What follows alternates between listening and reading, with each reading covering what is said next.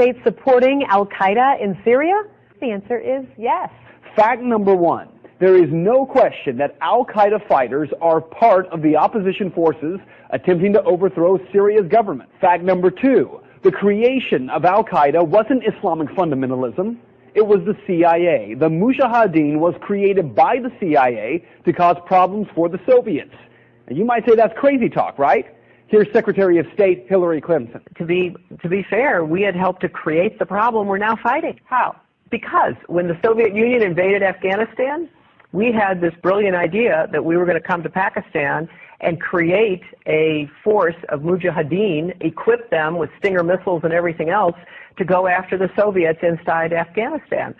And we were successful. The Soviets left Afghanistan, and then we said, great, goodbye, leaving these trained people who were fanatical in Afghanistan and Pakistan, leaving them well armed, creating a mess, frankly, that at the time we didn't really recognize. We were just so happy to see the Soviet Union fall, and we thought, okay, fine, we're okay now. Everything's going to be so much better. Now you look back, the people we're fighting today, we were supporting in the fight against the Soviets.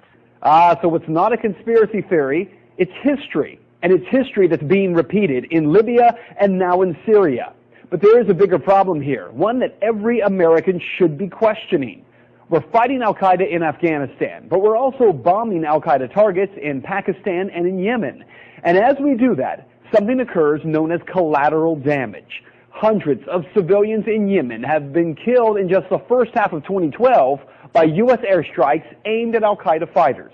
We also have a history of kind of moving in and out of Pakistan. I mean, let's remember here, the people we are fighting today, we funded 20 years ago. And we did it because we were locked in this struggle with the Soviet Union. They invaded Afghanistan, and we did not want to see them control Central Asia. And we went to work. And it was President Reagan in partnership with the Congress, led by Democrats, who said, you know what, sounds like a pretty good idea. Let's deal with the ISI and the Pakistani military, and let's go recruit these Mujahideen, and let's get some to come from Saudi Arabia and other places, importing their Wahhabi brand of Islam so that we can go beat the Soviet Union. And guess what? They retreated, they lost billions of dollars, and it led to the collapse of the Soviet Union. So there's a very strong argument, which is, it wasn't a bad investment to end the Soviet Union, but let's be careful what we sow because we will harvest. And we now are making up for a lot of lost time. So what you need to know tonight is heavy. Our government is bombing sites around the world in an ongoing war with Al-Qaeda. In Iraq, where Al-Qaeda had no presence before the U.S. war, Al-Qaeda is now thriving. The same Al-Qaeda, yes, created by the U.S. government in order to harm the Soviets.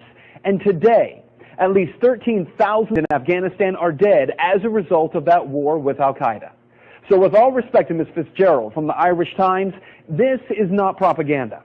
Rather, it is the question that every American should be demanding answers on from Congress and from this president. Why are we giving Al-Qaeda fighters money and weapons to overthrow yet another government in the Middle East? Today, our government claims they're freeing the people of Syria. Tomorrow, if history tells us anything, we will be killing and wounding civilians in airstrikes and then referring to them as collateral damage in a war with an enemy who we brought to power.